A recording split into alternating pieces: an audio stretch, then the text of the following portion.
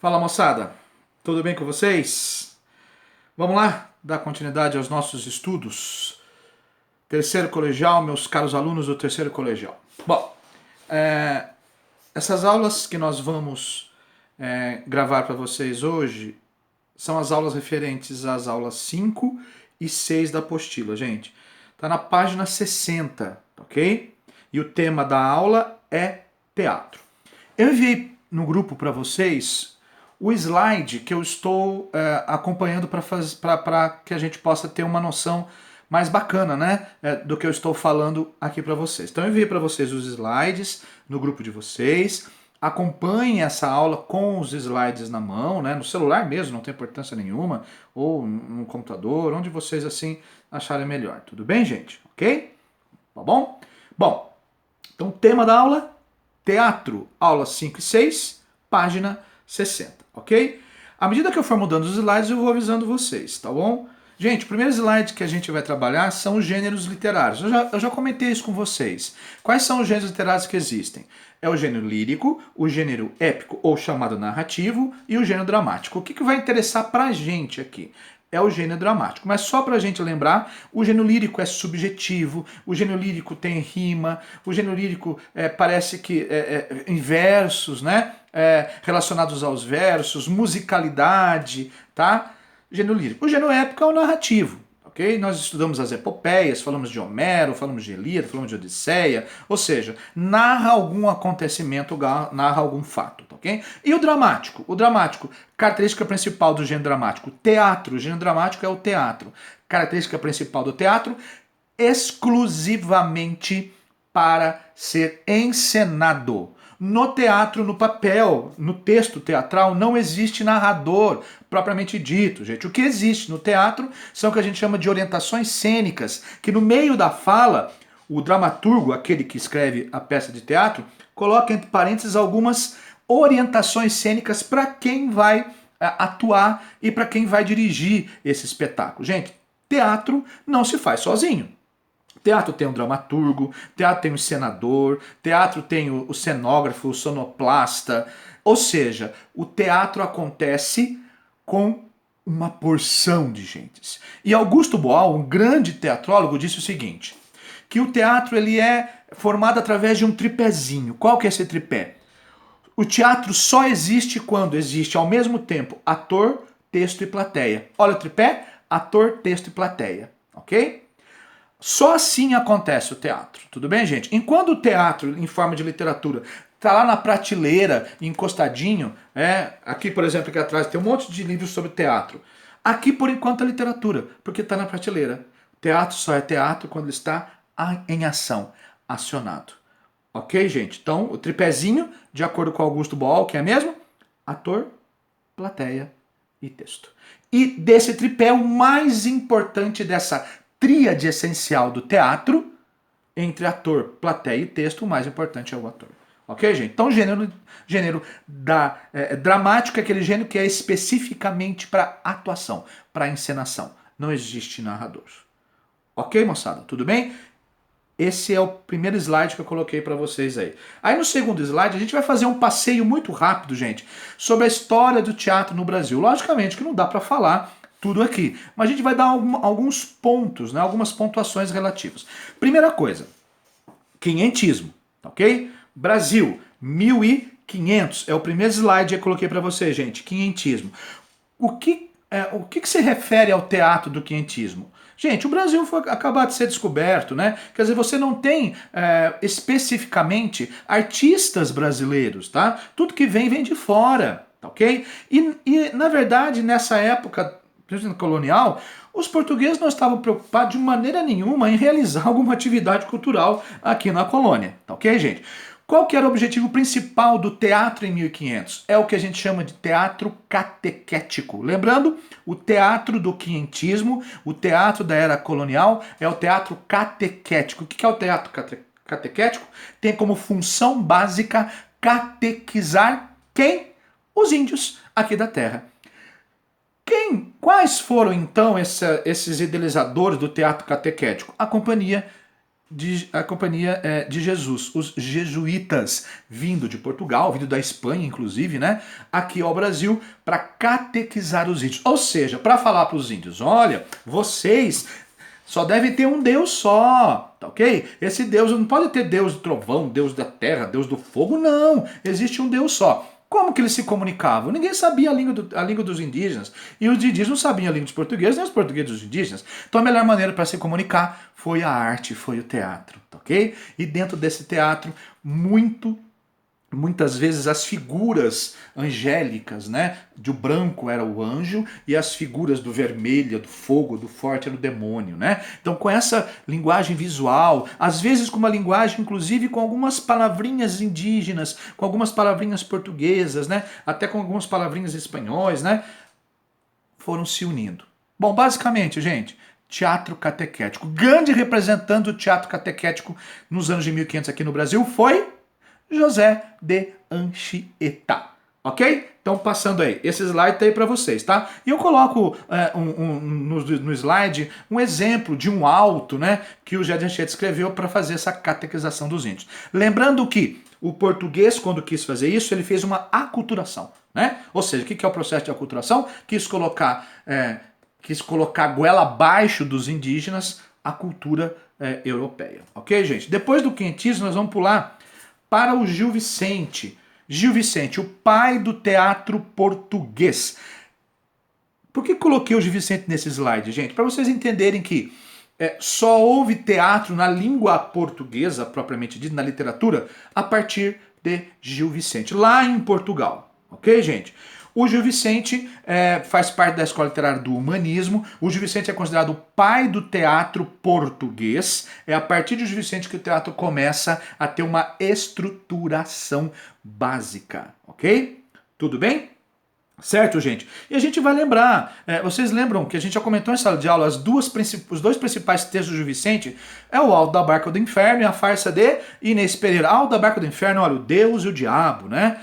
Lá você morreu, faleceu, né? Aí você vai pro inferno ou vai pro céu? Tá lá os dois, o anjo e o demônio, para julgar vocês, para onde vocês irão depois da morte, tá? E a farsa de Inês Pereira, belíssima, uma belíssima farsa também, né? Contando a história do cotidiano. Para que vocês possam ter ideia, então, hoje o Vicente é o pai do teatro português. Vamos relembrar rapidinho? Eu sempre vou fazer isso com vocês. Quinhentismo do Brasil, Padre José de Anchieta, teatro catequético, ok? Teatro para formação dos indígenas, ok? Processo de aculturação. Gil Vicente, lá em Portugal, pai do teatro português, principalmente através dos autos e através das farsas. Alto da Barca do Inferno, o Deus e o Diabo, a farsa de Inês Pereira, ok? A mulher casamenteira querendo casar, coisas do cotidiano. Ok, gente? Então esse slide também tem para vocês aí, humanismo, Gil Vicente. O terceiro slide é o seguinte, vamos pular. Falei do quinhentismo, falei do humanismo de Portugal, vamos para o romantismo brasileiro. Talvez aqui na escola literária do Romântica é que propriamente nós começamos a ter uma literatura propriamente brasileira, tá? No romantismo, na escola literária do romantismo, é que a gente começa a ter essa relação com o Brasil. Muitos escritores brasileiros, nascidos aqui, não lá de Portugal, mas nascidos aqui, tá ok? Começam a digerir, começam a produzir arte brasileira. E no teatro, o grande nome do teatro romantismo é o Martins Pena. Olha aí o slide que eu coloquei para vocês, romantismo. O Martins Pena trouxe da França para cá o que a gente chama de comédia de costumes. Comédia de costumes, ok, gente? O que são comédia de costumes? O próprio nome está dizendo, gente, costumes da época. Eram comédias deliciosas, né? Falando dos costumes dos juízes, dos costumes do casamento, dos costumes da igreja, né? Dos costumes da sociedade, tá? Comédia de costumes. Grande representante do romantismo, Martins Pena. O Martins Pena tinha até um apelido, né? Era o chamado Molière francês. Molière era um dramaturgo francês famoso na época, né? E aqui no Brasil, quem era o Molière, lá da França, era o Martins Pena. Ok, gente? Tudo bem? Ok? Rapidinho então. Quinhentismo, teatro catequético, José de Anchieta. Humanismo, lá em Portugal, pai do teatro Gil Vicente. Aqui no Brasil, propriamente dito, o teatro brasileiro começa a ter propriamente teatro no romantismo com Martins Pena, a comédia de costumes. Eu coloco alguns exemplos aí de algumas peças do teatro do teatro Martins Pena, gente. Juiz de Paz na Roça, O Noviço, tá? Quem casa quer casa. Eu coloco tudo para vocês aí, ok, gente? Tudo bem? Outro slide. Na mesma época ali do Martins Pena, nós temos um outro dramaturgo brasileiro chamado Arthur de Azevedo. Arthur de Azevedo foi o grande criador, não vou falar a palavra criador, mas foi o grande incentivador do que a gente chamou naquela época de teatro de revista. O que era o teatro de revista, gente? O teatro de revista era o teatro meio que para o entretenimento muito propriamente dito, tá? O que é o entretenimento muito propriamente dito? Teatro de revista, além de teatro, tinha música, tinha dança, tinha misturas das artes ao mesmo tempo. Ok, gente? Era muito popular esse tipo de teatro. Teatro de revista, tá? Existente naquela época do romantismo, mais ou menos no século XIX. Ok, gente? Tá? O grande representante desse teatro de revista, que era uma mistura de quase todas as artes, né? Era o Arthur de Azevedo, ok? Eu coloco para vocês no slide aí do teatro de revista uma pecinha, o Bilontra, né? Que o Arthur de Azevedo escreveu relacionados a isso. Tudo bem, gente? Ok, moçada? Tá bom? Passando agora para o modernismo. Olha só, a gente já pulou bastante coisa, né? Falamos do quinhentismo, teatro catequético, falamos lá do humanismo do Gil Vicente, né? O Aldo Alberto do Inferno, criador do teatro português, a Farginês Pereira, pulamos para o romantismo, falamos de Martins Pena da comédia e costume, falamos do teatro de revista do Arthur de Azevedo, agora modernismo, Semana de Arte Moderna de 22, né? Um teatro mais crítico, tá ok? Um teatro mais político, né? Um teatro com crítica ácida, referente à sociedade, referente ao Brasil. O Brasil deve se nacionalizar, né? Ok? E o grande representante do teatro modernista na semana 22 daquela época foi Oswald de Andrade, ok? Oswald de Andrade escreveu principalmente uma peça chamada O Rei da Vela, importantíssima peça, tá? Em que ele vai denunciar, em que ele vai criticar a influência do domínio dos Estados Unidos, financeiramente falando, aqui no Brasil. Principalmente contando aquela história, aproveitando aquela história de 1929, né? Aquela derradeira crise econômica de 1929, que também atingiu, obviamente, o Brasil. E o Oswald de Andrade escreve essa peça, Rei da Vela, centralizado nessa época. Então, teatro mais crítico, mais ácido, né?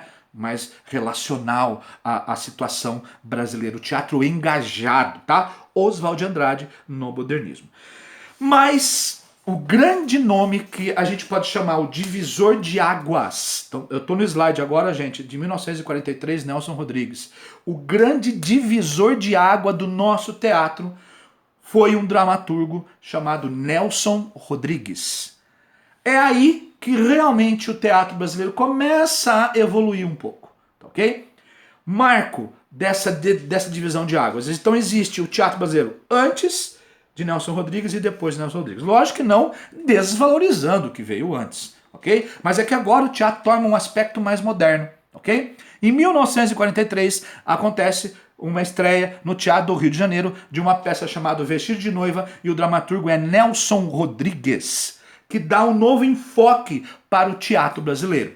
O Nelson Rodrigues trabalha com um teatro planificado, né? Um teatro com vários planos, o plano do presente, do passado e do futuro, né? Inova no cenário, põe iluminação, inova nos ensaios, tira o chamado ponto do teatro. O que é o ponto? Aquela pessoa que fica aí com o papel assim, ó. O ponto era aquela pessoa que ficava com o papel e quando o ator errava o texto, o ponto falava o texto para o ator. Acabou isso, não existe mais ponto. Parece então que os artistas começam a se profissionalizar, levando um pouco mais a sério as coisas dos ensaios, tá ok?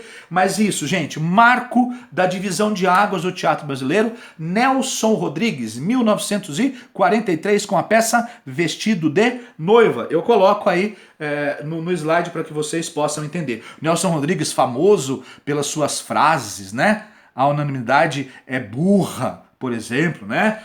Nelson Rodrigues chamado de o anjo pornográfico, porque os seus textos eram fortes, muito fortes. Pra você ter uma ideia de uma peça de teatro dele, é bonitinha, mas não ordinária, tá ok? Olha só os nomes que ele coloca para peça de teatro, para as peças de teatro dele, tá ok? Causador de muita polêmica, tá ok, gente? Depois nós temos um teatro popular que eu coloquei para vocês aí, que todo mundo conhece, que é o teatro do Ariano Suassuna, tá? O Alto da Compadecida, que vocês conhecem como filme, mas na verdade veio como teatro. Ariano Suassuna, teatro popular, resgata a literatura de cordel, resgata inclusive o teatro lá de Gil Vicente, o teatro medieval, tá? A peça, o Alto da Compadecida, é de 1956. Já o filme, famoso filme, é do ano de 2000. Veja o slide aí pra vocês, tá ok, gente? Tá ok? Ariano Suassuna, teatro popular, literatura de cordel dentro do teatro, resgate lá de Gil Vicente, da teatro medieval. Depois nós falamos do Dias Gomes, que nós já falamos com vocês. Lembra do Dias Gomes? O pagador de promessas, tá? O Dias Gomes, então, também é um grande nome do teatro brasileiro, tá ok, gente? E o Dias Gomes vai trabalhar o quê? Com a corrupção, tá certo? Uma peça de teatro dele chamado Bem Amado, famosíssima peça, tá? O Bem Amado vai trabalhar com o processo de corrupção. O criador, esse Bem Amado, tem um personagem muito importante, Odorico Paraguaçu, o prefeito Odorico Paraguaçu, né? Corrupto, né? Que vai pegar dinheiro da prefeitura para tentar construir um cemitério, tira dinheiro da saúde. Parece que o tempo é atual. Opa, desculpa, né? Parece que ele tira dinheiro da saúde, tira dinheiro do saneamento básico para tentar construir o cemitério que foi promessa de campanha para ele. E para isso ele vai fazer de tudo. É uma corrupção danada. O Bem Amado. O Bem Amado foi tão importante que virou novela, tá certo? Da Rede Globo, tá certo? A peça O Bem Amado é de 1969 e a novela O Bem Amado é de 1973, tá ok, gente? E vocês tiveram comigo também o Pagador de Promessas do Dias Gomes, lembra? Né? O Zé do Burro que carregou a cruz, que fez uma promessa que se o burro vivesse, né? Se o seu burro vivesse, ele ia levar uma cruz até a igreja lá da Bahia, lembram? O sincretismo religioso entre o católico e entre o bandista, né? Ok, gente? Lembram disso? Isso é Dias Gomes, grande dramaturgo brasileiro na época, também lá do modernismo, do pós-modernismo, também. E a peça O Pagador de Promessas também virou filme, ficou famosa, né? E um filme de 1962. A peça é de 1960. Também eu criei um slidinho para vocês terem uma ideia lá, tá ok, gente? Depois eu falei do slide de alguns grupos estáveis. O que eram os grupos estáveis?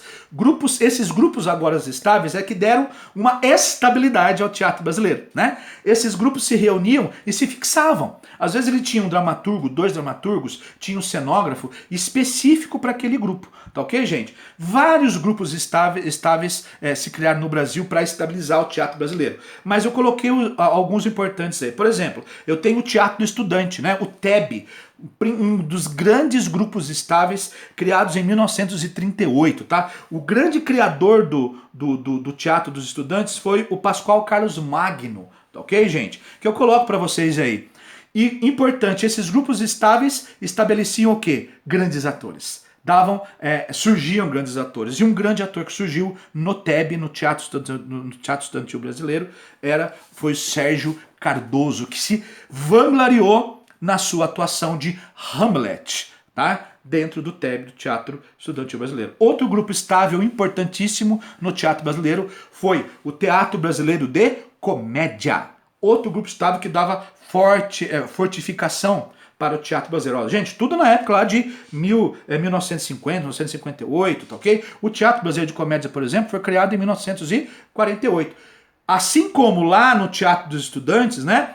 Surgiu um grande nome do ator Sérgio Cardoso, aqui no Teatro Brasileiro de Comédia surge a nossa primeira dama do teatro brasileiro, que é a Cacilda Becker. E depois, lá pra frente, a gente vai ver, lá na frente, né, na nossa época, a Fernanda Montenegro também sendo a nossa dama do teatro brasileiro, tá ok? Aqui nesse Teatro Brasileiro de Comédia surgiu também o famoso Paulo Altran. Ok, gente? Quem foi o criador do Teatro Brasileiro de Comédia foi o italiano Francisco Zamparini, ok? Teatro Brasileiro de Comédia, 1948. Depois nós temos o importantíssimo Teatro de Arena. O que era o Teatro de Arena? Nossa, o Teatro de Arena, gente, era maravilhoso. O Teatro de Arena criava espetáculos sociais. Um grande espetáculo social que o Teatro Arena criou, gente, foi Eles Não Usam Black Tie. Falava da classe pobre, da classe social. Olha, eles não usam black tie, tá? Roupa chique da época, mas a classe pobre não usa isso aí. Olha o título da peça, Eles Não Usam Black Tie. Feito pelo Grupo Estável Teatro de Arena. E não só isso, o Teatro de Arena, gente, também criou espetáculos históricos. Por exemplo, Arena contra Tiradentes, de 1967. Ok? Eles não usam Black Tie de 1958. Olha, ou seja, um grupo estável falando da história do Brasil. Tá ok, gente? E grande... eu falei para vocês da tríade social, lembra? Que foi Augusto Boal? Então, Augusto Boal era exatamente do Teatro de Arena. E atualmente, né, falando mais ou menos isso, nós temos um grupo estável chamado Teatro Oficina. Esse é maravilhoso também, gente. É do teatrólogo José Celso Martins Correia. Maravilhoso esse dramaturgo, tá? Inovou o teatro brasileiro, né? Inclusive lá o Teatro de Arena também, na inovação, esqueceu dos palcos italianos. Chega de palco italiano. Palco italiano é aquele palco normalzinho do teatro que a gente vê, né? Agora não. Agora o teatro de oficina parou, o teatro italiano. É alternativo. O teatro tem que ser feito em qualquer lugar, tá ok? José Celso Martins Correia. Ok, gente? Teatro Oficina. E pra gente encerrar, os atuais grupos de teatro mais modernos, contemporâneos, né? Nós temos o grupo Galpão, lá de Belo Horizonte, e nós temos o grupo Sátiros aqui de São Paulo. Por exemplo, Sátiros agora, no ano passado, criou um espetáculo chamado Mississippi, que conta a história dos moradores de rua. Olha só que interessante, moradores de rua. Aí o grupo Galpão, por exemplo, lá de Belo Horizonte, recriou a história do William Shakespeare, a famosa história Romeu e Julieta. Ok, gente? Bom, resumindo para vocês então, olha só, desde lá do quentismo, teatro catequético, José de Anchieta. Fomos para o humanismo, Gil Vicente, né? Pai do teatro português. Aí nós fomos para o romantismo, Martins Pena, comédia de costumes, ok? Aí nós fomos para Aldo de Azevedo, teatro de revistas. Aí nós viemos para cá, demos um salto para o modernismo, Oswald de Andrade, o teatro crítico, ácido, engajado, né? Ok? Tudo bem? Aí nós pulamos para Ariano Suassuna, né? Um teatro mais popular, um teatro da literatura de cordel, revisando Gil Vicente, no Alto da Compadecida. Falamos do Divisor de Águas. Quem que é o Divisor de Águas? Divisor de Águas, Nelson Rodrigues, com a peça O Vestido de Noiva, em 1943. Depois nós falamos dos chamados grupos estáveis. O grupo estável do teatro estudantil, o grupo estável do teatro oficina, o grupo estável do teatro de Arena e o grupo estável do Teatro Brasileiro de Comédia. Ok, gente? Esses grupos surgiram grandes atores, Cacilda Becker, Paula Tran, Sérgio Cardoso, ok, gente? E atualmente os grupos mais contemporâneos, que eu citei para vocês, o grupo Galpão e o grupo Sátiros. Também tem um grupo de teatro de vertigem, enfim, é maravilhoso. Gente, para complementar os nossos estudos, leiam a apostila teórica e, por favor, façam os exercícios da apostila dessas aulas 5 e 6 da página 60. Na próxima aula, a gente vai corrigir esses exercícios. Belezinha, terceiro colegial? Um grande abraço para vocês. Grande abraço e até mais. Fui!